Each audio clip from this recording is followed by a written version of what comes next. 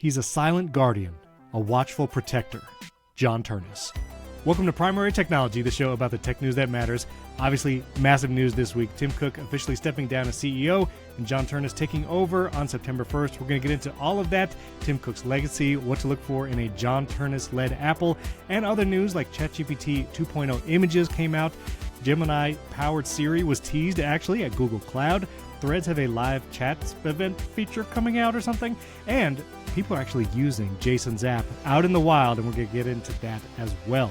This episode is brought to you by Framer, Granola, Claude, and you, the members who support us directly. Thank you for that. I'm one of your hosts, Stephen Robles, joined by developer Jason Ayton. How's it going, Jason?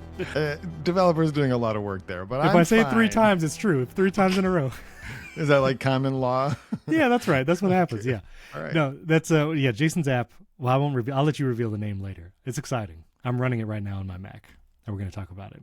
And you have people testing it, like out there in the wild. Yeah. I do have people testing it, yes. That's super fun. Okay, last week, the movie quote that I opened the show with was, "I sense injuries. The data could be called pain." Do you know what movie that's from? See, you always make it's not even familiar to me. All right, so, well, that one was Terminator 2. Terminator 2. I was trying to find one. It's probably been 30 years since I've seen Terminator 2, just to be honest. I was like, it hasn't come out 30. Oh, wow, yeah. It is. I don't know when it came out, but it's been that long. Definitely more than 30 years. And I kind of tweaked today's quote. He's a silent guardian, a watchful protector. I didn't say the last part of that phrase because it would give it away. I don't know. The last part of the quote is a Dark Knight. He's the hero that Gotham needs, but doesn't deserve. Not the Gotham deserves, blah, blah, but blah. needs or something. Which I'm not saying that's John Ternus, but he is a silent guardian, a watchful protector. If you'd have said that part of the quote, I would have for sure. That's what I'm saying. That's what I didn't say. All right, a couple 5-star reviews before we get into all the Cook Ternus news. Jim Manist at 1000 from the USA. He asked if the review gets to me faster with my 7 gigabit download speeds. Yes, it does. I actually got the review immediately. And battery percentage on, phone dominant pocket, front home screen dots. Oh, dominant pocket front. Dominant pocket. Home screen dots. Okay. God, sorry. I was like, I had a stroke there. Kojin27 from the USA. He corrected his review from 4 to 5 stars when I added background music, and then I forgot to add it in last week's episode. But I'll remember this one, so thanks for that. We're his second favorite tech podcast outside of Waveform, which I'm down for that. If we're your second favorite tech podcast, I mean, we prefer to be the favorite. Yeah, I mean, second favorite, nothing wins a Webby. My goodness. We want to win a Webby, but you have to pay like $500. But we have to figure out how to say that fast. We want to win a Webby. We want to win a Webby. Would you also have to pay $500 just to enter or something?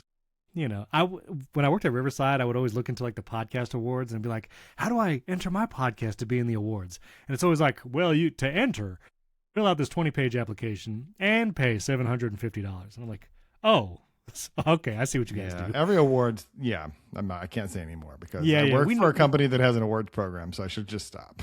See, this is like listen, ladies and gentlemen, anytime you travel, if you ever read one of those magazines where it talks about like the top 10 places to eat in Venice or whatever, it's all sponsored. It's all sponsored content. The top 10 places that gave us $1,000.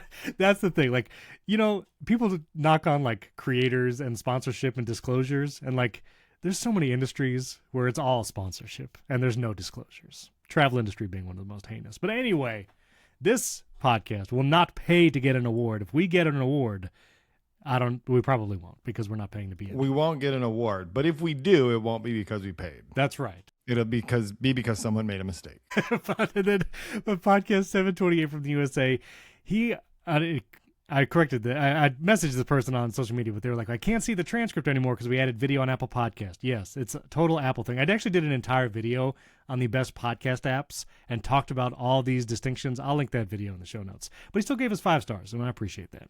And Shahab from Canada said horizontal tabs. And that's at the top. That's at the top, normal. right? Yeah. Okay, that's the way it was intended. Yeah, that's right. Okay.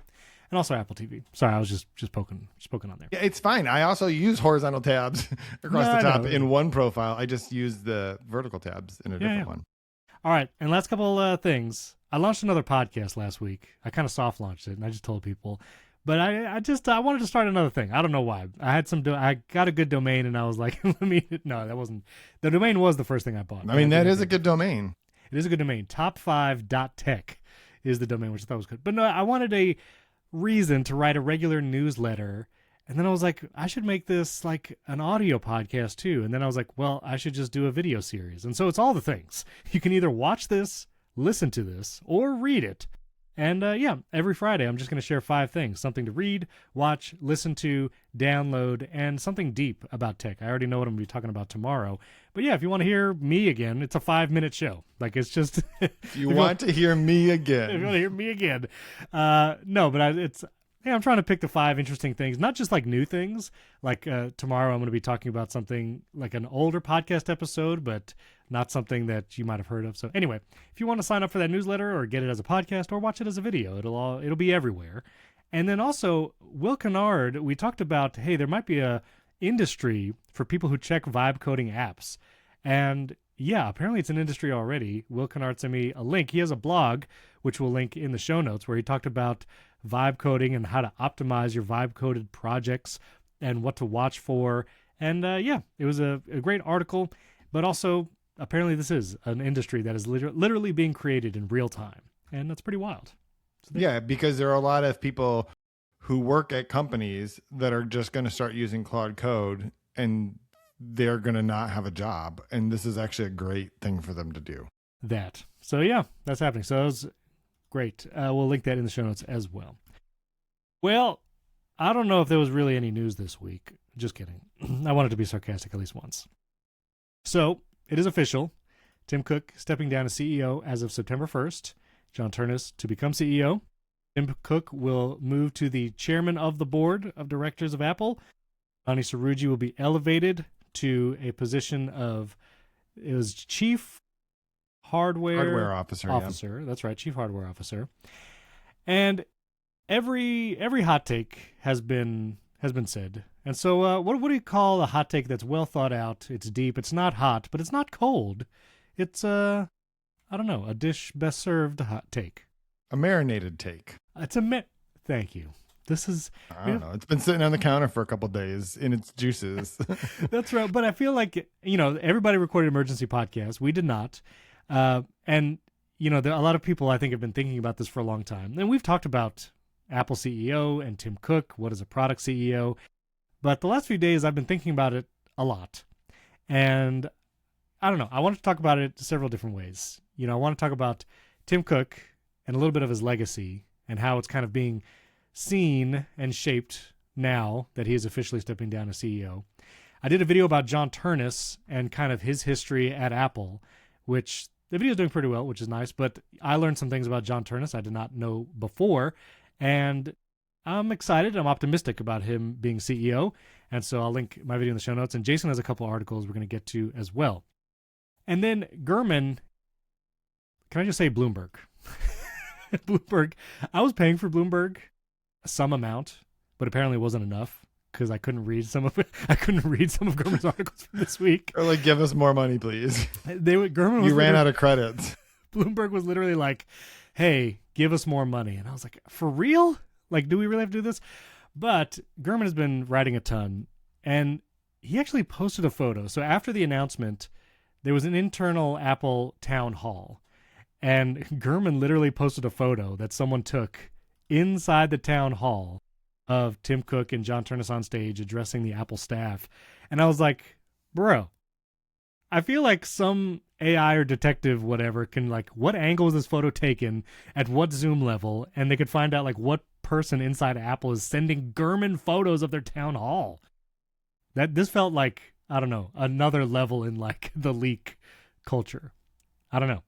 So clearly someone inside Apple, so much so that they were at this town hall talking about the transition, sent Gurman a photo.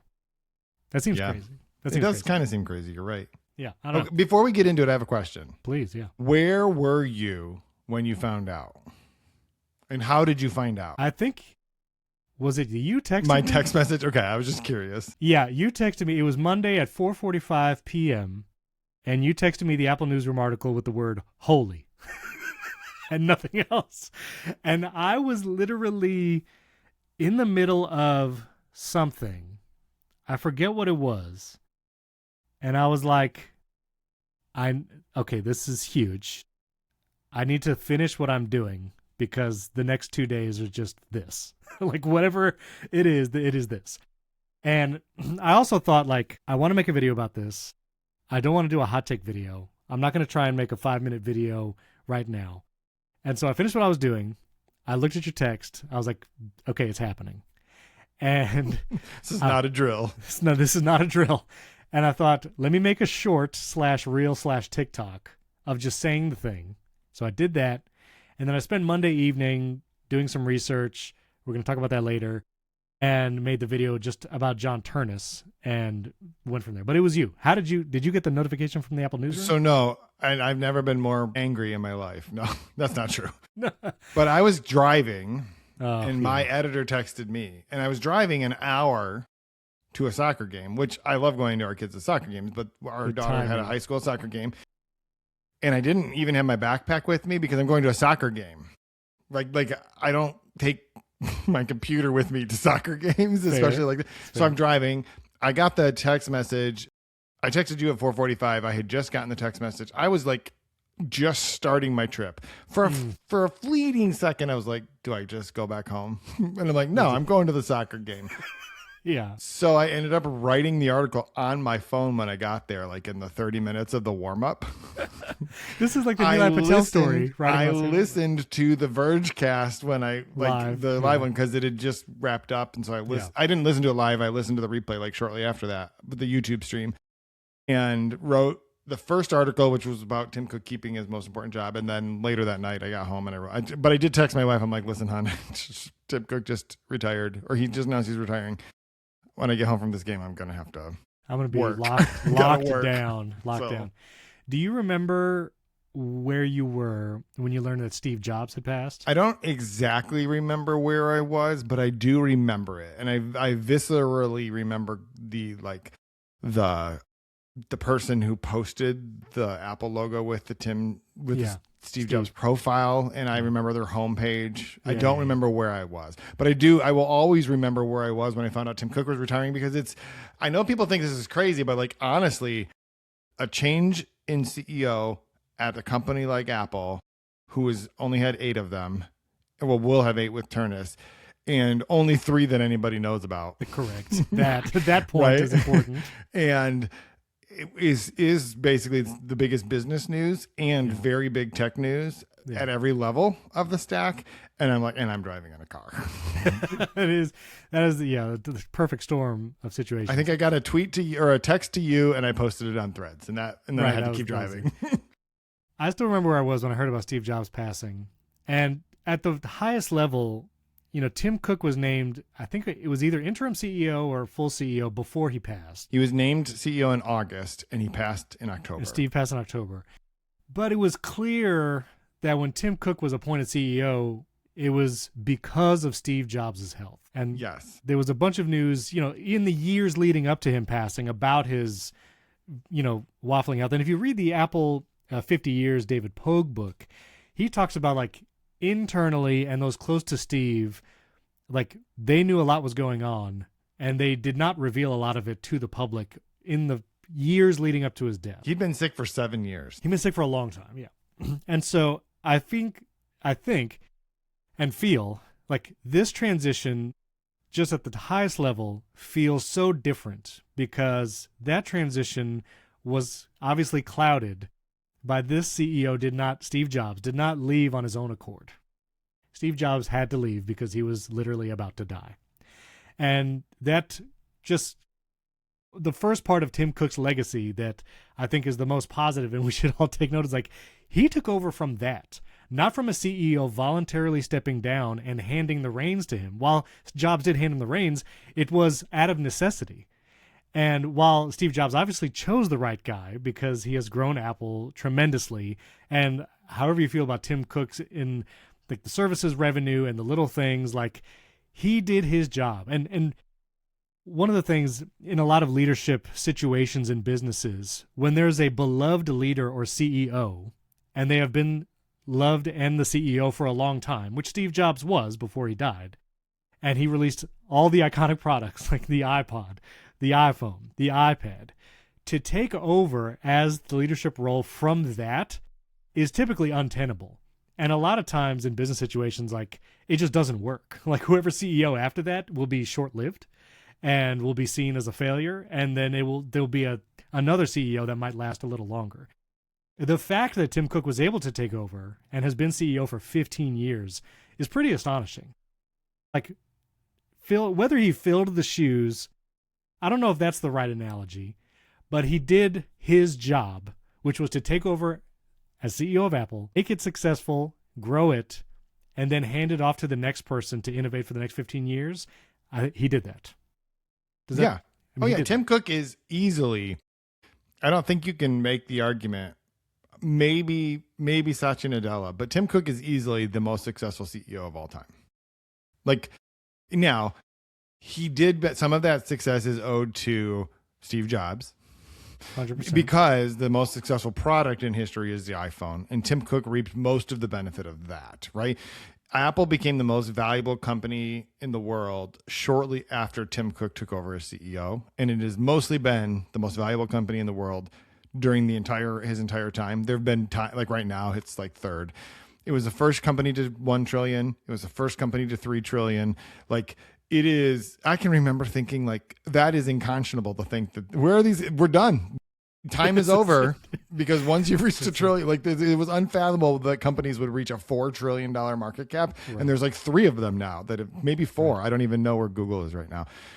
So Tim Cook is without question the most successful CEO, I think, of all time. Like, I don't know who you would say is more successful, just in terms of all of the ways you would measure it. And I just want to be clear, there are a lot of people who I've heard argue, okay, sure, if you go by Tim Cook's standard of the numbers, well, first of all, like, you're the CEO of a public company, that is the measurement. Like, just to be clear, that is how you define success. But also, the fact that he just didn't break anything. I think you can, maybe, other than maybe some developer relations, but I think he had the wherewithal, and this might have been his biggest strength. He had the wherewithal to recognize what had been set up before him, and he had the wherewithal to follow his strengths. And some of his weaknesses caused some interesting interstitial problems, you know, with, like, we get the butterfly keyboard, whatever.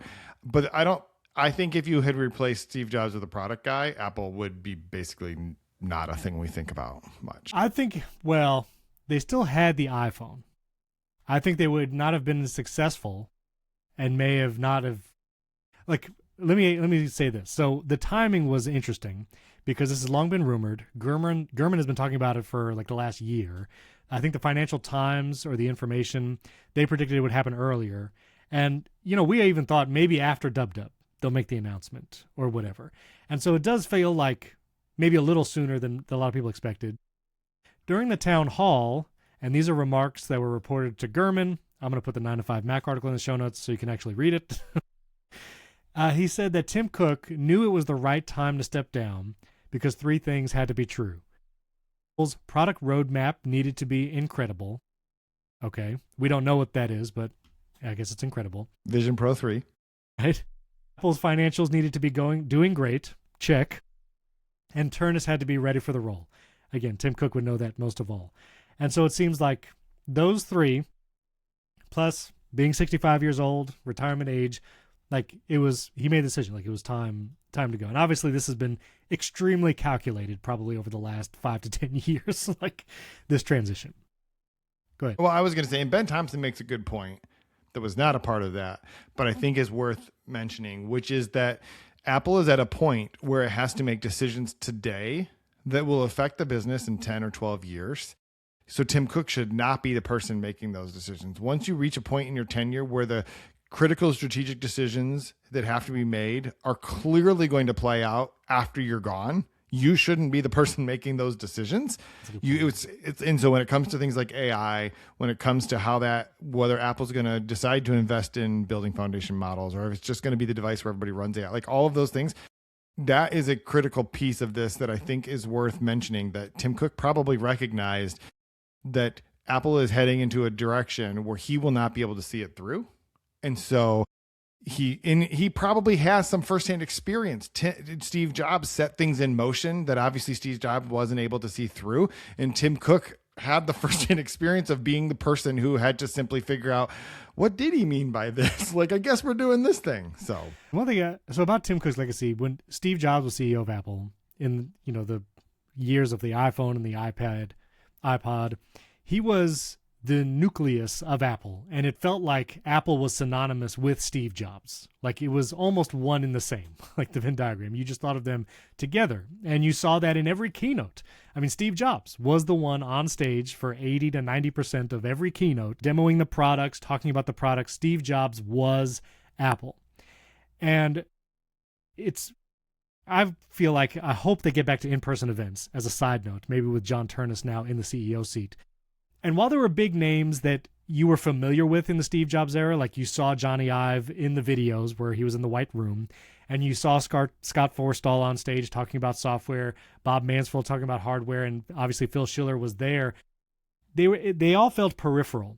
And I do feel like one of the benefits of Tim Cook not being the charismatic leader that Steve Jobs was is that it has allowed other names and faces to bubble up to associate with Apple as a brand, which I think is positive. Like when one company hinges on a singular person, that's why it felt like such a huge deal when Steve Jobs died. It was like, this might be it. Like, who else? Who else can do it?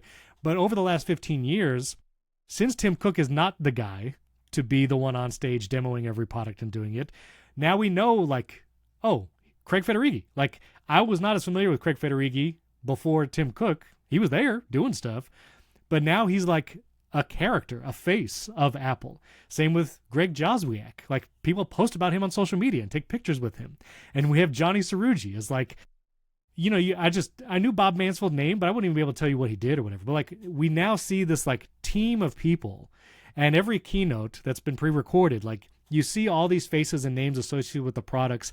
And I think it's positive that you can now see all the people that are making these incredible products and who make up Apple, not just the CEO. And now I think we're getting a CEO that is closer to the product person of Steve Jobs, and hopefully we do see on stage more often, maybe even in in-person events, and we have this amazing team around him. And so that's one of the things I feel like that makes me optimistic, that while Tim Cook might have not had the charisma to be that on-stage guy, but he had the business mindset, now we do have someone that could probably be the on-stage guy, and has been. When I made my John Ternus video, he was the one that introduced the Apple Silicon transition. He was the one that introduced the Mac Studio and Studio Display.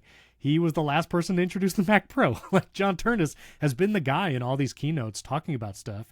And I don't know, I'm excited to see him be that guy. I don't want to go too far down this because there's a lot of things to talk about. But Yeah. that has always been a weird thing. Steve Jobs was singular. Correct. He's just Steve Jobs. So it made sense that he was the person who was on stage. I don't know why people think that it has to be the CEO. Why were people disappointed that Tim Cook wasn't that guy when there were other people? I hope we still get to see Craig Federighi. I hope we still get to see John. Like, I don't care if we see any more or less of John Ternus. I don't know why that matters. I think it's because when you know the person leading the company cares so deeply about the products and how customers will use them, that they are talking about it in the announcement keynote, I feel like there's a weird sense of trust that is developed, like in the background. You're like, oh, this person is leading the company, and this person is introducing this product, and this person knows how I'm going to use the product and is literally showing me what I'm going to do with this product. Okay, and they're leading the company, which means like the next few years and the next thing they announce. I feel like there's some kind of maybe even subconscious thread that goes along with that. So maybe that. I just think that it's an arbitrary requirement that you're good at talking publicly. I agree with the other parts. I actually think I would push back. Tim Cook may not be someone who was like a product designer. I don't know that there was anyone at Apple who cared more about the experience that people had with products. I don't know that he knew how to articulate that necessarily. Like, I don't know. Right. But I think he, like watching that Wall Street Journal with, I think, Ben Collins, like, he wasn't great at talking about them. I think he sincerely cares that people be delighted by the products. And I think it's fine that he also not be really great at communicating it because he was smart enough to put people up that is. I actually think that's a more important quality than talks good on camera and so going to be on stage all the time. Steve Jobs did that, but Steve Jobs, people give him all the credit as being a product guy. Steve Jobs' product sense was sort of like a feel. He wasn't the one who was even the original, like, I mean, I wasn't around when they made the Apple One, but like he didn't make that thing. Woz did, right? Like, no, but he had the intuition of, and again, Pogue uses this example a lot. The iPod Mini was selling like crazy, the most popular iPod yet. And when Steve Jobs, when they introduced the Nano, they killed the Mini, even though it was their best-selling product. And everybody around him said, this is dumb to like cancel the Mini for this product that is not proven. But Steve Jobs was right, and the Nano sold even more, the iPod Nano. And so I feel like that intuition, whatever it is, while he didn't make the product with his hands, he knew how people would respond to the products. And it feels like Ternus has that air about him.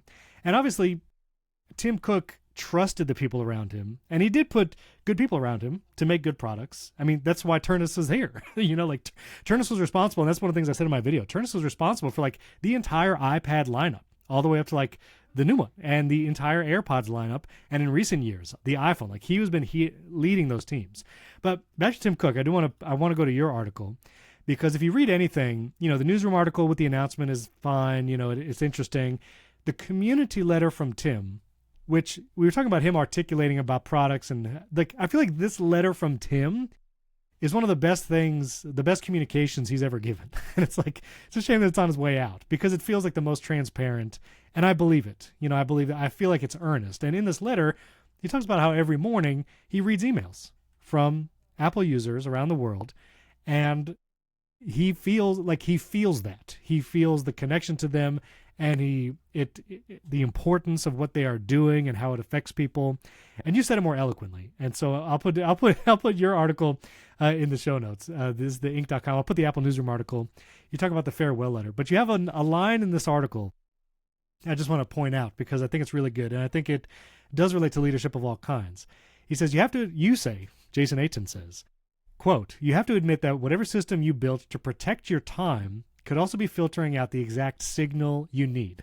Otherwise, you end up slowly disconnected from the business. Cook built a career on refusing to be disconnected from the people sending those emails." And I think that's a really salient point, because leaders and people who are very time constrained because they're the CEO or whatever, they will limit or eliminate some of that connection. Like, I'm not going to read emails from just random people who put timcook@apple.com in the to field, but he didn't. So yeah, you said it more eloquently. Yeah, well, and I think we knew this is actually. I'm glad he put it. I'm glad he wrote the letter. I agree. It's one of the best pieces of communication from Tim Cook. But I think that this is. Some people are better writers than talkers. It's fine. Like right? Probably some people think that I'm one of them. That's fine. But I think that it was an important thing, and he has actually talked about this before. And this is why we see those Apple Watch commercials at the beginning of a keynote or whatever, not commercials, films at the beginning of keynotes, is because of this sort of thing. And he made a point of not just allowing them to show up in his inbox, but internalizing those things. And we can see that like features and decisions and the way that Apple has talked about it have come from some of these emails. And I do think that staying closely connected to your customers is extremely important, especially for someone like Tim Cook, who maybe doesn't have that innate sense of like, and I don't know that Tim Cook has less of an innate sense than Steve Jobs. I think Steve Jobs was just far more confident in his opinion, that his opinion about a thing was right. And so everyone just did it. And it turns out that most of us who like Apple agreed with that opinion most of the time. Right. Right. And one of the distinctions that Gurman talks about in one of his Bloomberg articles, which, yes, I paid $35 this month so I could read all these articles because I wasn't paying enough before. People inside Apple described Tim Cook in meetings where there was a decision to make or they were at an impasse on trying to decide something. Tim Cook would defer. He would ask the people around the table, what do you think about this? What should we do about this? And similar people would say when John Ternus is in a meeting, he will be much more decisive. And he will say, this is like, let's do this and go from there. And I guess if you want to take any trait and say this is closer to Steve Jobs than that probably feels like the thing that they will do the most of that makes them more like Jobs. When Tim Cook defers to others, which is a good quality. Like, I do think collaboration and delegation are great qualities of a leader. And when it's not your strength, you are a better leader if you delegate those questions than if you try to make the decisions yourself and you make poor decisions, if you don't have that. So he was probably correct in asking the room. He put great people around him and they made the decisions. But we're getting a new CEO, John Ternus, who has been at Apple for 25 years, has literally built and led the teams that built the iconic products that are there today. Of all the things that people say, like the software is one thing about the Apple devices today, and you could say what you want about iOS 26 or Liquid Glass or whatever, but the hardware is always universally agreed to be the best. The new M5, the new MacBook Pros, the iPhone 17 Pro, everything is incredible. And that was Ternus. That's been Ternus for the last however many years. He's led the hardware teams for that. And so having someone that is closer to the Steve Jobs CEO who will be decisive, and here's the thing. Sometimes you make a wrong decision, and we're going to get in a minute about what Tim Cook has said his failures have been. When you are that decisive, you do run the risk of making a mistake and something happening like the iPhone 4 antenna gate or whatever. And you might have to backtrack, like what Steve Jobs, gave out free bumpers or whatever.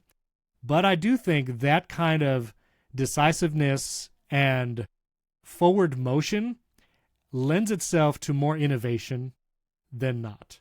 And so that is why I guess I'm hopeful that John Ternus, now being the CEO for however many years, some things might break or might not be great, but I think we'll see more innovation because there's going to be a decisiveness to say, yes, let's do that. Like, let's do the folding iPhone. Who knows if anybody wants this, but let's do it. Let's do the AR glasses. Let's push it. And, let's get it out there. Let's see. And I feel like Steve Jobs was a bit like Steve Jobs kind of had the confidence to say, like, we're going to put this out there because I know the customers will want it. I don't know if John Ternus is that confident. I don't know if he has that kind of Steve Jobs in, like, I know people, like, we tell people what they want. That's literally what Steve Jobs would say, that we want, we tell them what they want. You have to show them what they want. And maybe Ternus has that too. But that is one of the reasons why I'm optimistic about the innovation at Apple going forward. I think Ternus will bring that with the decisiveness, with the direction. Yeah, I just hope they don't become Samsung. Right? Like, no, you just described. Well, you just described, let's just put the stuff out there. I actually think that Apple's biggest strength has been that they are very, very conservative about what they're willing to put out there. Yes. Sometimes maybe to their detriment, sometimes maybe, but like they put the Vision Pro out there, not exactly a resounding success. Incredible piece of hardware. Right. Yeah, exactly. Incredible software. Right. Not a thing that anyone cares about, except for me. I still use it every day. But I just think that, like, I don't know. I think Steve Jobs, when he says we told people what they want, he doesn't mean you will like this because we told you to. What he means is he could see around the corner. Right. He knew how people would experience something and how they would feel about it before they did, because it was new to them and they didn't have it. So when he says he would tell people what they should think or what they should like, what he just means is, like, he could see it before the people who had never experienced it could. And so they moved in that direction and they told people. They didn't just ask people, because what he knew is that if you just ask people what they want, it's what if the Henry Ford, we just want faster horses. Like, right? We don't want the automobile. We just want faster horses. It's like, yes, but you've never seen an automobile. I promise you it's better. Like, you have to just trust us on it. So I don't know. First of all, I'm being contrarian to some extent. I think Ternus will be a great CEO. I think he was the obvious choice. I think that's great. I think expectations are way too high on him, and people are pinning all of the things that they thought were deficits of Tim Cook as hopes on John Ternus, and I don't think that that's fair. And I think it sets him up for a real bad situation, because John Ternus has worked with Tim Cook for 15 years. He calls him his mentor. I don't think we're going to see a dramatically different, and No. John Ternus was not a product designer. He's a hardware engineer. He was the guy who figured out, if the MacBook Air is going to be this thin, how does it all work together? Where do we source the stuff from? He wasn't and also, like, he was the butterfly keyboard guy. That's a fair point. And he was the one who thought the MacBook Pro should only have USB-C ports. Was that him or Johnny Ive? I'm pretty sure he was the one that engineered that. But Johnny Ive was still there calling a lot of shots. So that's my point, is like those are product design decisions. So right, and I am not like, obviously Ternus is Apple DNA through and through. He's been there for 25 years. Sort of Tim Cook for 15 years. I don't think he's going to be a radical change, to be clear. But I think the needle will move. I don't know how much it will move, but I think it will move slightly away from hyper-conservative, maybe, to like release innovation. Artificial intelligence, I think, is the clear example. Apple has been way on the conservative side and now have fallen behind because of it. Maybe, and this is just an assumption, but maybe with someone like Ternus at the helm, they will move slightly faster in these new areas and might make for more innovation going forward. It's a hope. I'm not saying, and listen, their product roadmap, like Tim Cook literally said in that town hall, our product roadmap has to be incredible. So it makes it clear the roadmap is set for at least some time. You know what I mean? Like, we probably won't know the effect Ternus has had on the products for 2 to 3 years. Like, listen, iPhone 18, that's in the can. Like, that's done. Well, but it's also Ternus. He just wasn't CEO. Right. That's what I'm saying. All the products they're going to set out in the next couple of years, that was all Ternus anyway. Right, but things like the AI, like I think about the interview that Joanna Stern did with Greg Joswick and Craig Federighi, like I'm sure the two of them and Tim Cook talk a lot about AI, and they were like, no one wants a chat app. And now all the rumors are that the next voice assistant on the iPhone, come iOS 27, will be a chat app. And so something is happening there where they are shifting to maybe just accepting the world and what people actually want. But I'm hopeful that Ternus has more of that bent. Not that it's a 180 turn, but just a slight bent toward like, all right, let's move a little faster, you know. And he's young. He's 51. He's the age Tim Cook was when Tim Cook became CEO. And so, you know, we have another 10, 15 years. Yeah, again, I think it was the right decision. I'm optimistic. I just want us to be careful that we don't put all of our hopes on John Ternus because first of all, I mean, you shouldn't put your hopes and dreams in Steve Jobs either, but John Ternus is still not Steve Jobs, right? And John Ternus is coming out of the Steve Jobs era and the Tim Cook era, and he will define the era that comes after very differently. I think he's set up for success much better than like Bob Chapek was at Disney. We're like, right, which we're going to talk about Tim Cook sticking around a little bit, but I think like I don't think we're going to have that kind of a situation. I think he's in a better situation than that, and I think it's because Tim Cook's main priority. I think John Gruber said it really well. Tim Cook's main priority was just Apple. Like just, you know, if Steve Jobs' greatest product was Apple, the company, Tim Cook did the best job anyone could have done of just letting that flourish. Right. And we'll see, maybe the products within Apple will flourish more under John Ternus. And I think that that's good to have somebody who has that kind of a sense. But people are like, well, they're going to bring back in-person keynotes now because John Ternus is there. I'm I don't know that's, I don't know. that makes the thing. Yeah. But interestingly, when the MacBook Neo, there was an event in New York and there was one person on stage doing stuff live, and it was John Ternus talking about the MacBook Neo. And there's some interesting photos after that event in the press area, people who were there. There's like pictures of John Ternus by himself standing by the MacBook Neo. And John Gruber pointed out, like, that's the last time that will ever happen. Because now whenever John Ternus is in a room, there's going to be a swarm of people. And then I think the one word I feel like to describe Tim Cook's era, he was the best steward Apple could have hoped for. Absolutely. He stewarded the company, made it what it was today. And I think John Ternus will continue to steward it and something. I think there will be something else there. Well, the reason that's such a good word is steward means to manage something that belongs to someone else. Right. No, really, that's what it means. That is fair. And Tim Cook, in two ways, did that. He managed something that in his mind, I think, still belonged to Steve Jobs and belonged to shareholders. No, like for real. Right. Like I mean that sincerely. I think Tim Cook was the single best at that. And John Ternus is a steward. I think what he will do is continue to steward the company in a very different way in some ways. Like he's going to be managing something that is much bigger than him. Right. He came up in a very different way at Apple. And I think but I don't think like no one should expect Apple to have the same kind of exponential growth over the next 15 years than it did today. Well, I don't think that would even be possible just from a practical, like just from math, from math, the amount of people in the world and the products that actually are ubiquitous. I mean, AI is taking all of our jobs and we're all going to have universal basic income anyway. So it doesn't matter. I don't know. Well, on that note, I do want to talk about Tim Cook. What he's staying on to do, the failures that he admitted to, and Johnny Cerrugi, he's being around. I'm glad he's sticking around. I'm glad they elevated him to do that. Well, before we do, let's take a break, and let's thank our friends at Framer. So here's the thing. If you're going to make a website for your business, for your company, I've used a lot of platforms for making websites. There's some good ones out there, but Framer is an incredible tool. Your marketing website, it sets the tone for your brand. Your website is likely the front door. So many people come in when the first experience they have of your brand, and it's the one touch point. And if you still struggle to make small changes and simple updates, which if you maybe have your own CMS or whatever, if your team complains about it, you probably have heard about it, you're leaving opportunity on the table. That's why so many companies, from early stage startups to Fortune 500s, are turning to Framer. It's the website builder that turns your .com from a formality into a tool for growth. Framer, so it's a builder that works like your team's favorite design tool with real-time collaboration. Super cool. Not a thing that's been in past website platforms. A robust CMS with everything you need for great SEO, and advanced analytics that include integrated A/B testing. You can A/B test your homepage or landing page. What page actually gets more clicks or people to actually follow through? Changes to your Framer site go live to the web in seconds with one click, publish without help from engineering, and you can help your team reduce dependencies and reach escape velocity.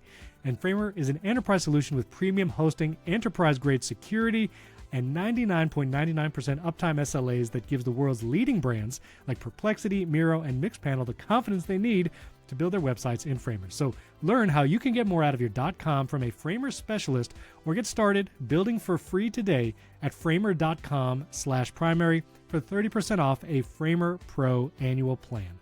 That's framer.com/primary for 30% off. Framer.com/primary. Rules and restrictions may apply. Our thanks to Framer for sponsoring this episode, and our friends at Granola. There are so many tools to try to record or transcribe your meeting, but a lot of times they're locked into the application that you're using, whether it's Zoom or Google Meet or Riverside. Well, Granola is a tool that can kind of get behind all that. It runs on your Mac as an app, and it's just going to take your audio and do all the fun AI stuff. It's an AI-powered notepad built for the way people actually meet. So you take rough notes like you normally would, and in the background, Granola securely transcribes the meeting, turns everything into a clean, structured, actually useful notes when the meeting ends. And the best part, Granola works through your device's audio, which means it integrates seamlessly into the video conferencing tools you already use. No setup, no awkward bots. It's just your normal meeting with superpowers. You get to actually listen instead of frantically typing every word and still walk away knowing exactly what was decided. Listen, I'm trying to get more into just recording stuff, transcribing, and using that as notes, using even just my own voice to do stuff. And if you want a great tool for it, Granola is it. So if meetings are eating up your day, Granola is a no-brainer. You can try it totally for free for 3 months. Just go ahead to granola.ai/primary. That's granola.ai/primary to get your time back. The link is also in the show notes. Get 3 months for free at granola.ai/primary. Our thanks to Granola for sponsoring this episode. And finally, yes, our friends at Claude. Now, we're going to talk later in the show the next part won't be sponsored. This part's sponsored, but Jason did use Claude to vibe code an app. And I'm using Claude pretty much all the time to build shortcuts, I ask it for research things now. We're going to talk about Claude more later, but Claude is the AI if you want to get things done. And if you're Claude Code, if you're a developer spending half your day on tasks, you could just hand that off. With Claude Cowork, you can point it on a folder on your computer, add connectors like Google Drive and Gmail. Circle, which runs my community membership, actually just added its own first-party MCP. So now I can use Claude Cowork to either post things to Circle or ask things about my community, analytics. Claude Cowork is super powerful, and it's easy to use. You can connect your Apple Notes. You can even have Claude in your browser of choice. You just run the Claude extension, and it can do like the AI browser stuff, which is wild. And again, for my website, just another personal example, I had it redo my homepage, and it also redid my entire smart homepage on my website. I needed to redesign it, keep all my affiliate links, and just make it look nice. And Claude just did that for me. It was wild. So for problems worth solving, get started with Claude at claude.ai/primary. And for Cowork, if you're ready to have an AI that can tackle real work, try Claude Cowork today at claude.ai/primary. That's claude.ai/primary. Check out Claude Pro, and that includes access to all of the features mentioned in today's episode. claude.ai/primary. Well, thanks to Claude for sponsoring this episode. All right, I want to talk about your second article, which Tim Cook, he's moving into the chairman of the board at Apple. So he's still going to be around. He's still going to be doing things. And mostly this line, Cook will assist with certain aspects of the company, including engaging with policymakers around the world. And this was one of the reasons why a lot of journalists and people in the tech space, we were like, maybe Tim Cook's not going to leave until the administration changes, because Tim Cook has been, heavily involved with doing things and kind of smoothing things over with tariffs or whatever. So maybe he won't leave. Well, now he can continue to do those same things, but doesn't have to be CEO. He can do that as chairman of the board. Yeah, I think Nilay Patel said it best on the Vergecast, where he talked about you just can't introduce the current president to a new guy. You just he's not going to learn a new guy at this point. It's going to have to still be Tim. It's just got to be Tim. And I do think like it is his most important job. I don't know that he wants to do this, but I think what it does is set up John Ternus for the best amount of success.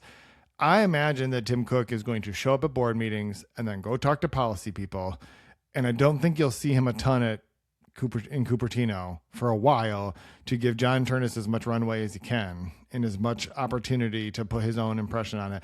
And then when it's kind of like when this is a terrible analogy, but it's like after, was it Hurricane Katrina, when George W. Bush sent Bill Clinton and George H.W. Bush, I think it was, to go raise money for him or something like that. It's like, you're going to call in the other statesmen and be like, hey, Tim, I keep getting calls from the White House. I haven't been answering them. Do you think you could get on a plane right now and go to Washington, D.C.? Why are you still here? Could you please go to Washington, D.C.? And so, I think it's great for Ternus that Tim Cook will be around still handling those things. And just in the general running of Apple, like, this is, again, a difference between Tim Cook taking over CEO and Ternus. Tim Cook could not go to Steve Jobs and ask him a question like, what should I do in this situation? Where is the toilet paper in the executive bathroom? Where did you hide my Vision Pro inserts? Because I can't find them. Why are there just boxes of Vision Pro in this office? Like, why are there thousands of them? I thought we sold a couple million. Why are they all in your old office? That's right. So that is a advantage that John Ternus has, is that if he has a question or needs help with the supply chain or whatever, like, Tim Cook is literally here, going to be the chairman of the board probably for years. Like, Ternus has that resource, and that's something, to Tim Cook's credit, he didn't have that opportunity to be able to ask Steve Jobs, and yet was as successful as he was. So that speaks to, I think, Tim Cook's just being a great CEO, but also optimistic for the next phase because he's around and gets to do some of the dirty work. Yeah, less than 5 years. That's my guess. Less than 5 years as chairman of the board? Yeah, why would he be around longer than that? The guy wants to retire.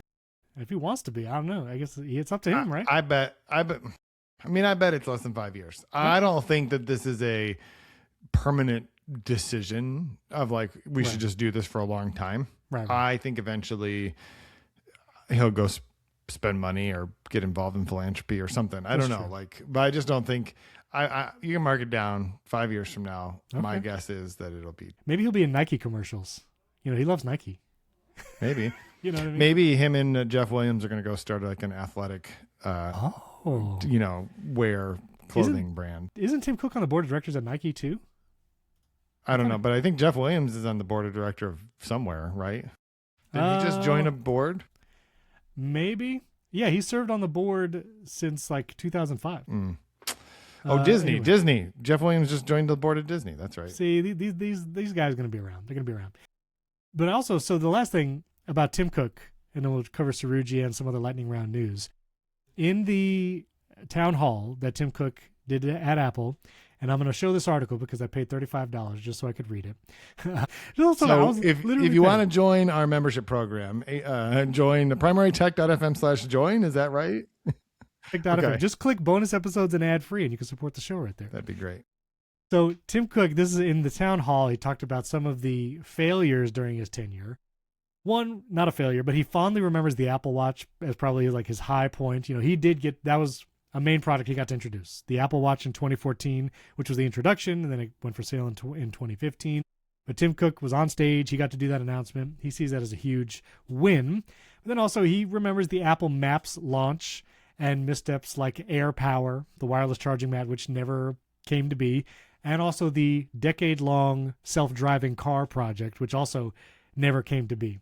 But when he talks about Apple Maps, which I think is a good mark of a CEO, he said, we apologized, this is him talking, quote, we apologized for it, Apple Maps, and literally said, go use these other apps. They're better than ours. And that was some humble pie. But it was the right thing for our users, and so it's an example of keeping the user at the center of the decisions we make.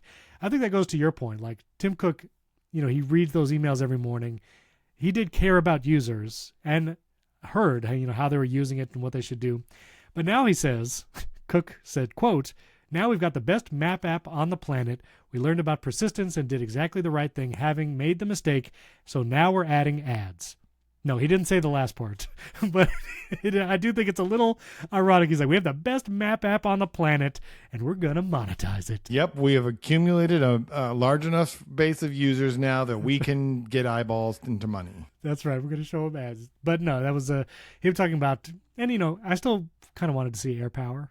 I wish I could get some kind of AirPower prototype on eBay, but And then Johnny Cerrugi, who I think it is hilarious that Mark Gurman reported that he was almost out. And then Johnny Cerrugi leaked the memo that, no, he's not going anywhere. And now he's been elevated, maybe to help him stay around, maybe to encourage him to stay, but Apple's chief hardware officer. So he's going to be around for a little while, making those great M chips and all the like. So, yeah, and good. I mean, Johnny Cerrugi is one of the most important people at Apple because Apple Silicon, whatever, is such a critical piece of their strategy. I mean, I'm sitting here with a MacBook Neo. It's running full-blown macOS on an iPhone chip. And not even a new iPhone chip. An old iPhone chip. Yeah. And it's phenomenal. Right. Like, it's incredible. So, yeah, keep the guy around as long as possible. Keep the guy around. And I will link Gruber's article as well. He talks a lot about Tim Cook and Ternus. And one of the points he makes, a part of Tim Cook's legacy that will probably not get a lot of airtime, is that there were no, recalls or major product failures under his tenure. And there's a great video from the Artemis 2 moon flyby where they took a photo of the Earth with the iPhone. And it was the zoom. And to Tim Cook, Greg Joswiak, they didn't tweet about the iPhones being on the spaceship until they came back and were safe. And as soon as they got out of that pod in the Pacific, they hit tweet. And they sent the tweet hey, we're so glad they took the iPhones on this trip. Which, again, smart, just ops, yeah, you don't want the thing to burn up on reentry and have been touting how cool it was that you got to be a part of it. And so, they were smart with that. But I think part of the reason NASA put iPhones on that spaceship is because while Samsung makes great products and for a long time has not had these kind of issues, there were a couple Samsung phones that blew up. I think one even on a plane. Also, this just occurs to me that the biggest scandal surrounding Samsung's cameras is that if you took a picture of the moon, it just replaced it with a generic photo of the moon. Oh, I didn't even think of that. Now I wish they had brought it to see what is it going to do? Will it generate an AI photo when we're literally right next to it? Oh, that would have been hilarious. I do think, though, this does explain the timing. If you're Tim Cook and NASA just published pictures with your most recent product, your flagship product, the entire world is watching and paying attention to this. I don't know that there's anything more you can accomplish in your role. It's just, I'm done. I did it. That's fair. Yeah. The iPhone literally went to and around the moon. So anyway, I'm optimistic about the next phase of Apple. I don't expect some kind of crazy innovation. I don't think you're going to have AR glasses in September.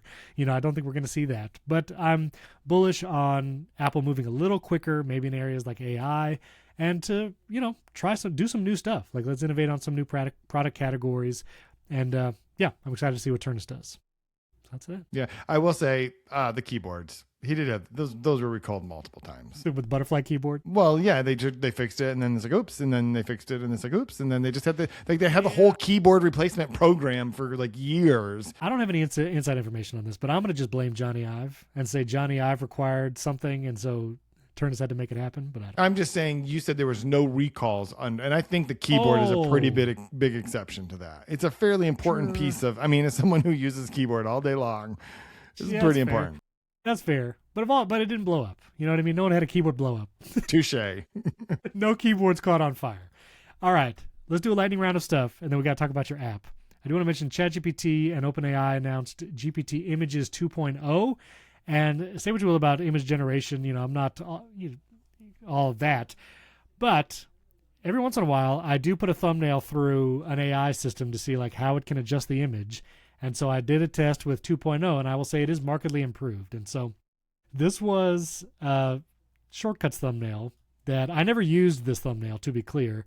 I used a different one. But this was what ChatGPT gave me as an image before. So before Images 2.0, which looks a little a little crazy. Like, let's be honest. I don't look great in this image. But I gave the same image and the same prompt to GPT Images 2.0, and I got this, which was much better. The text is sharper and clearer. It didn't garble any text. I don't look very shiny or like round. Paul Giamatti. Exactly. Like, I look real, like more real. And so GPT Images 2.0 did better. This was the original image for what it's worth. And it's me with just some shortcuts overlaid. And there was the prompt, if you want to see what I did. I gave it pictures of Gambit and my picture and told it to do the thing. And yeah, GPT Images did a much better job than whatever was before it. It just had the AI image just weird things with the face. Like, makes it super smooth and like, yeah, it's weird. You have to tell it to use accurate skin textures. Oh, is that a thing? You just tell it that? It's a real thing. I mean, Well, I'm not saying it would have made this picture better, but it is a real thing. Okay. Well, you can see, like, even in this one, like the messages bubble and the search all messages, it's like what happened there. It's like a boxing glove. And then it broke this paper clip for the URL and it misspelled transparency. Like, it took the time to misspell transparency, even though I had it spelled right. But in the new one, it's spelled correctly and there's no garbled messages icon. So Yeah, I mean, that is how I feel sometimes when I get a message that I just want to punch it. maybe that was it. It was subconscious, yeah. So that's GPT 2.0. Also, Google had its, and also ChatGPT announced Codex-powered workspace agents. I was a little hesitant about this news because apparently this is replacing custom GPTs, and that's one of the main reasons why I use custom GPTs is because I've trained one to help me with YouTube titles and descriptions. And so if custom GPTs go away in favor of this kind of like business workspace agent use case, I might just move away from ChatGPT entirely, but that's just my thought on that. So, do you still use your custom GPT? Yeah. So it I stops. mean, I do. Yeah. Okay. All right. Anyway, that's that. Google teased the Gemini-powered series, so they had their cloud keynote, Google Cloud, and in the keynote, they literally put the Apple logo on the screen.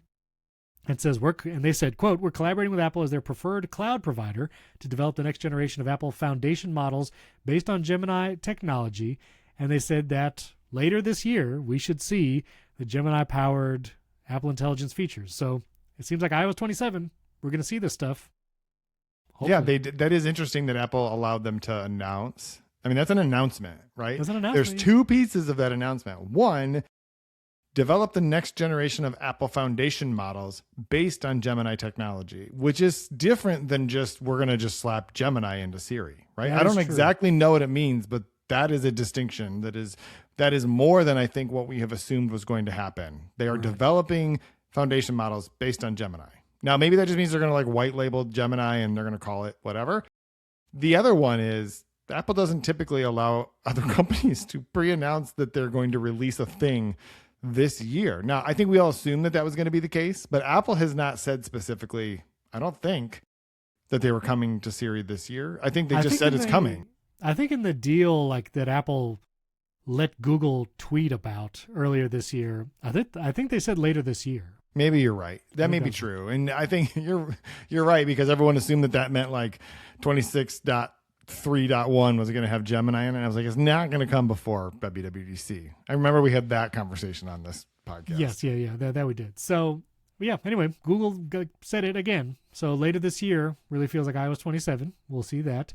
Amazon is investing another $25 billion in Anthropic as part of its AI infrastructure deal. Again, Anthropic sponsored earlier in this episode as Claude, but Amazon getting more invested there.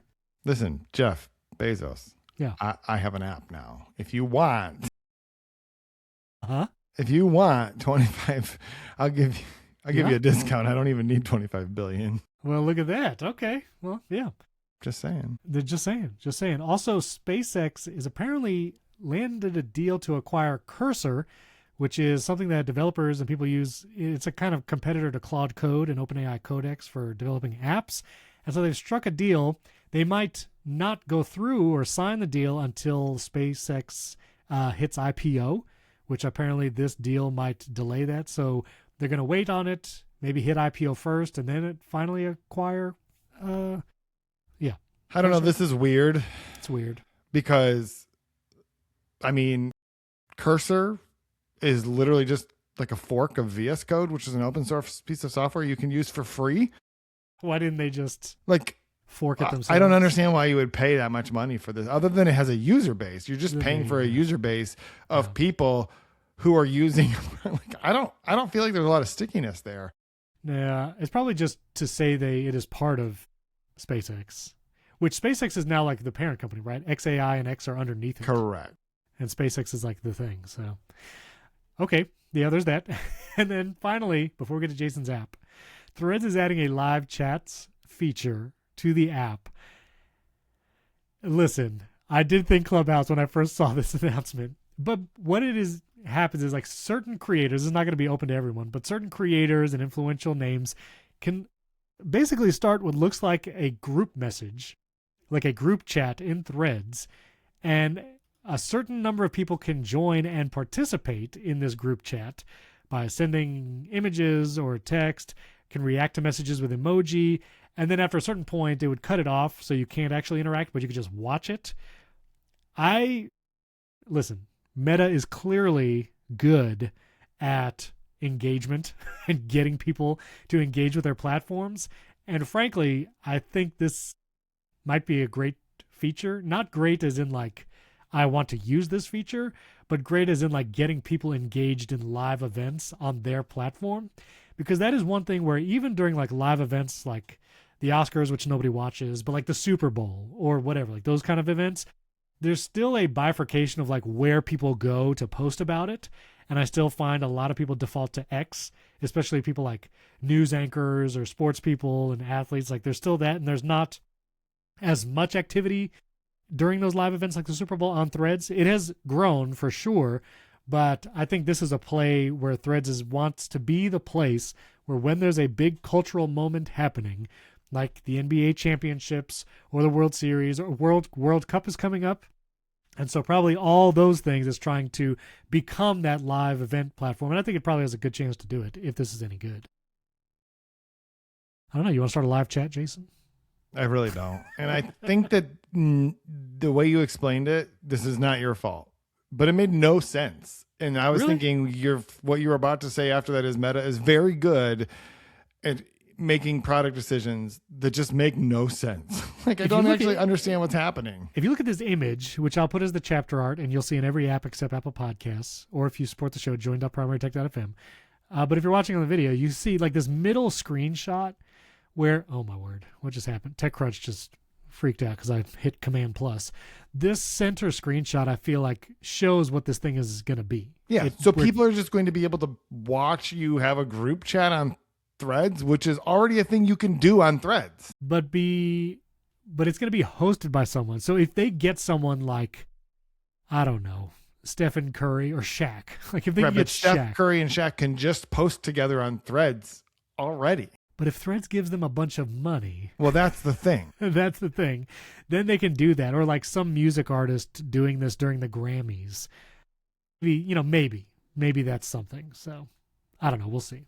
We'll see if this turns out to be a thing. But, Meta always wants to figure out how to engage people more, get people on the services. Meta is always willing to spend money to get you to spend more of your time on a platform so it can make more money. That is true.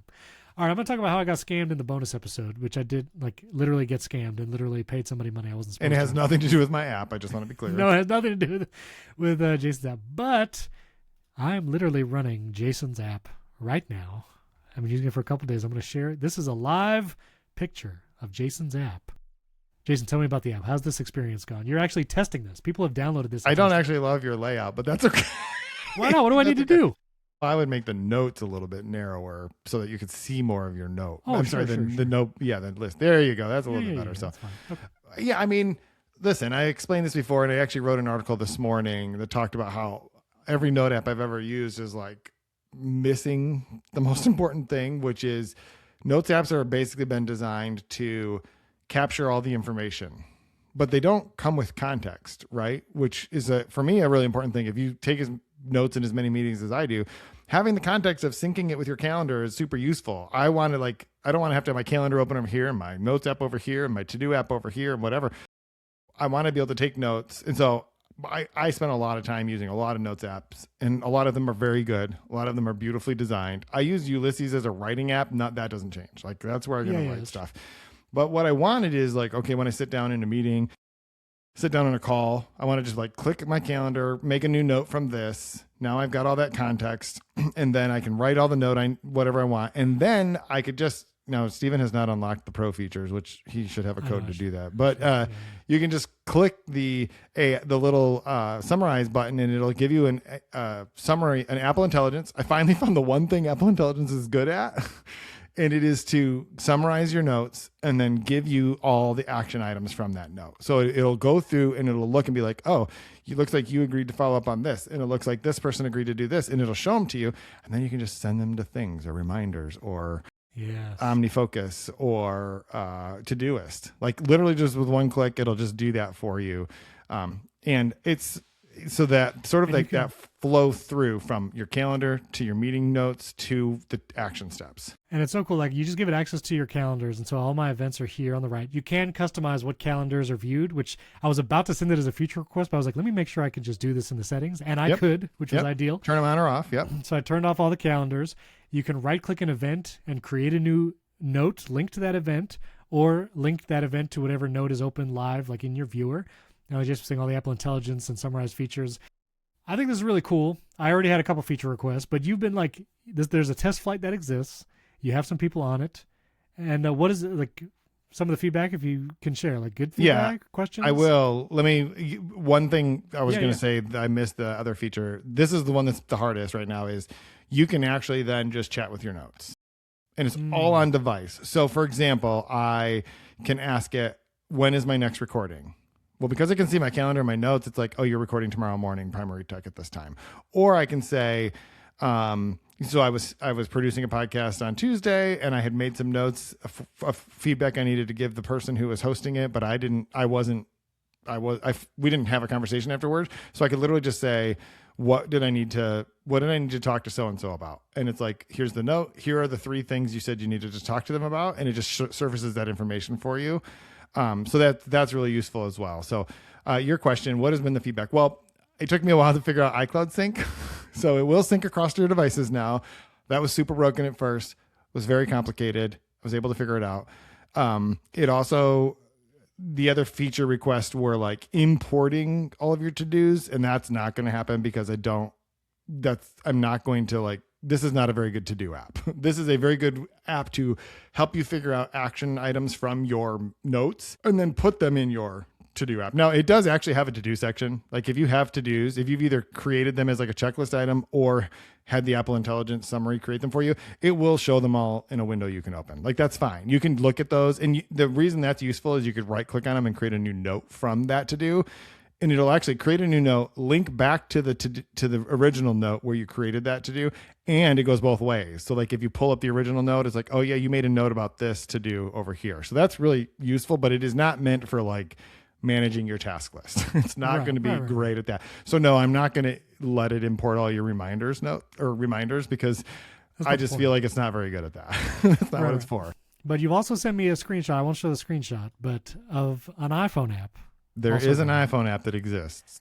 And so have you gotten iCloud Sync to work? You're still working on it? Yeah, it syncs from the phone. It syncs between Macs. It'll sync from, and the thing about the iPhone app is it is designed to make it much easier to just quickly do notes. So it's like, I'm in this meeting and I just want to record it, for example, because this will let you record. It's not like an app like Granola or Otter where that's its primary purpose is like recording. Yeah. But it will record audio. And it uses the Apple speech recognition, which is actually really good. You don't even need to use WhisperKit. It'll use that and transcribe it for you in real time. Or you could just be like, I took him with the note, the audio, what is it called? Memos, audio memos, voice memos. Yeah. And drop that in there and it'll just transcribe it for you.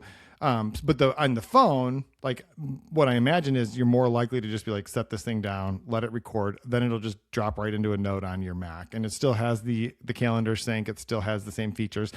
Weirdly, the ask your notes feature works better and faster on the iPhone. It's using the same stuff. I don't really know why that is, but I got to sort that out a little bit first. So are you going back and forth with Claude? Like if you find a bug or you want to tweak something, like are you going back to Xcode and asking Claude to do a thing, having it do it, build it again, test it again? Like, are you doing that process? Yep. So So yeah, most of what I've built in this, I've used Claude code to help me do because I don't know Swift or Swift UI. Right. I've learned a ton of it. Right. I've learned to troubleshoot it. It has good. done an amazing job of basically everything I've asked except for the iCloud sync. I had to figure most of that out on my own. I've never used Claude code in the terminal. I've only ever used it in the app, and it works fantastic to do that. But there are definitely times when it's like, okay, this is done, this done, go ahead and build and run, and I'll get the same error. And I literally just take a screenshot, drop it in there, and be like, still broke. It'll fix it. It'll fix it. Like I don't even know what's wrong. I don't know how to explain what's wrong. I just drop it in there. So I have had someone who's looked at basically the entire code base for me. Really? Well, I just want to make sure that as you go through and you make all these changes, are you creating weird edge cases that could cause other? Listen, there's like no malware. Like this is a notes app, right? And it doesn't send your notes anywhere. I went back and forth on that a lot because there are much more capable LLM tools that you could use, but I don't want to send people's notes to OpenAI because then I got to deal with the fact that you're sending your notes to OpenAI. That's good. Yeah. I have considered, and this is something that I may do down the road, where you could give people the option of downloading a better local model, like so Gemma 3, one of the small, the 2 billion parameter one. It probably won't be significantly faster than Apple Intelligence, and Apple Intelligence is like 3 months is going to just be Gemma. Like that is true. I might as well wait and see what happens at WWDC before I decide what to do. But when I've used like either OpenAI or Gemini through the API, it actually does a much, much better job, but that's what you would expect, but you have to send your notes to those places to do it. And I feel like it is good enough for what people would expect, which is identifying to-dos and summarizing meetings, that the benefit of being able to say, I don't have access to any of your stuff. No one has access to any of your stuff. It's all happening on device is a much more useful way to do that. This is good, man. I'm excited for you and for this. So 2 other things, the name and availability. So the name, you want to mention some of the names you were going between? You just want to say the name of it? Did we say the name already on this episode? Maybe it was in the pre-show. We said it in the pre-show. Let's save the name. If you're a member, you can go back and listen to the pre-show. Okay. Go listen to the unedited feed. I'm 99.9% sure I'm going to stick with the name, so that's fine. Good, I mean, I've bought a domain. I've done all those things. Did you? Oh, that's great. Wait, was the .com available? I'll tell you about it when we're done recording. Okay. But and I've built the website for it, all of that stuff. I just have to figure out. I'm hoping that it'll launch pretty soon. Like I'm hoping to be able to launch. But what I need to do is get a little bit more feedback from beta testers. So if you're on the beta, use the heck out of it if you would. Send me a lot of feedback so I make sure to know like what actually is or is not working on other people's devices. My hope is to be able to release both apps at the same time with the iPhone app. Yeah. We'll see if I feel like that. Do you want more beta testers? I can send you the beta. Yeah. Do I want more beta testers in general? If everybody who signed up to be on the beta started using it, I would be in a good shape. I do not need hundreds of people sending me feedbacks on these types of things. But I have a good number of people on the beta, so I appreciate all of that.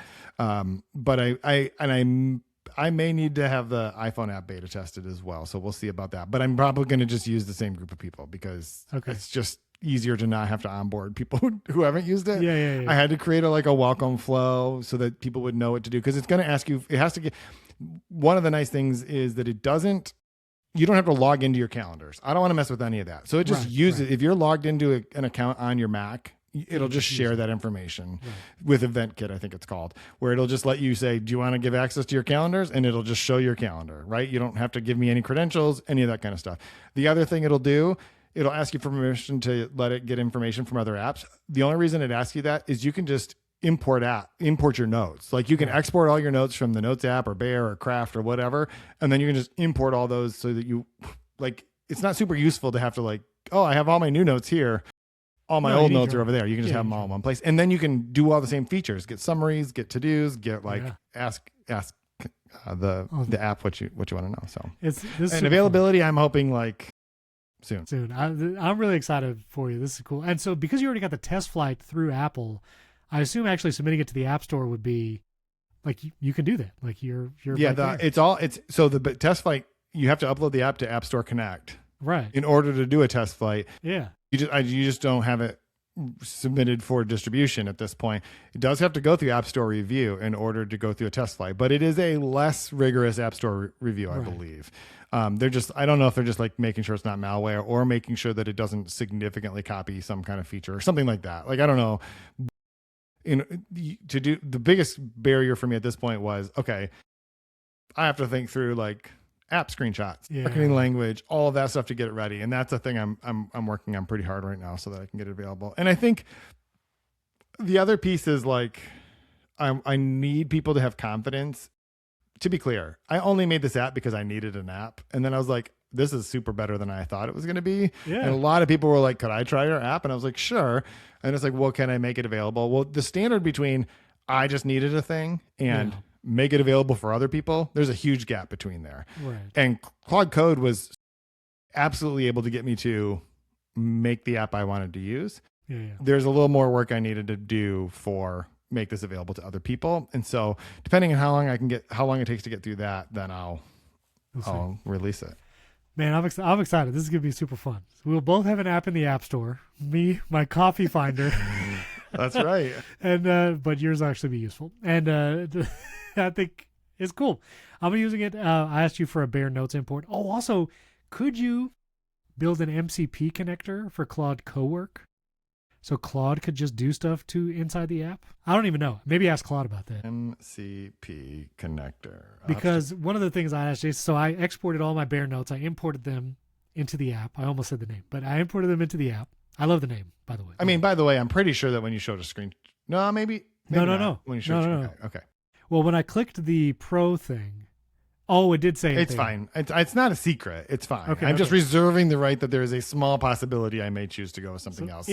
If I'll let you know. Yeah. Only certain. It's fine. It's not a big deal. I'm not trying to be cagey. There are a lot of people. Here's the thing. People are like, well, you shouldn't talk too much about your app yet because somebody could steal your idea. Fine, steal it. Like I could stop working on it. If someone else would make the only reason I'm doing this is no one else seemed to care enough to build this in. What I wanted was I've been using the Notes app. Apple's stock Notes app has been my default Notes app for a very long time. I've tried every Notes app. If Apple had built these features in, we wouldn't be having this conversation. So it'd be a more boring podcast, but my life would have been easier. I wouldn't have spent 2 weeks. I probably have 50 hours into this right now, which I know for a developer is that's nothing, dude. But I've realized that the key to making a good app, I'm going to make some people mad. Fine. But we had this conversation when we talked about the way Apple works, right? The key to making a good app is having a very good idea and knowing what the edge cases are of no, it shouldn't behave this way. No, it should behave this way. No, this is what someone would expect it to do here. No, you stop doing it that way. I don't know that the key to making a good app is being able to write a lot of code, right? Because I could have just paid a person to write some code. Right. But all I wanted was an app for myself, right? Now, like I said, before it goes out to the world, I'll make sure someone who knows what's happening has looked at this app. Yeah. That's good. So, all right. Well, I'm super excited for it to be out there, but you'll hear about it again soon. So we're going to go record a bonus episode about how I got scammed. And if you want to hear the bonus episode, our pre-show, where we talked about Jason's app and talked about the name there too, ad-free version of this show, Primary Tech Daily. You get all of that when you go to join.primarytech.fm. I'll put a link down in the description. If you want to get a discount, $250 a month or $25 a year for that if you would like. And you can also watch us either on Apple Podcasts, Spotify, or on YouTube. Subscribe to our YouTube channel. We're almost at 4,000 subscribers, which is really cool. So maybe help us get there, even if you don't watch there. Just go over there and subscribe. That'd be fun. And leave us a 5-star rating and review in Apple Podcasts. I don't know. Just tell something. Tell something about how you use your Apple stuff. And we'll figure that out. But anyway, I'm going to go talk about how I was scammed. But thanks for listening. Thanks for watching. We'll catch you next time.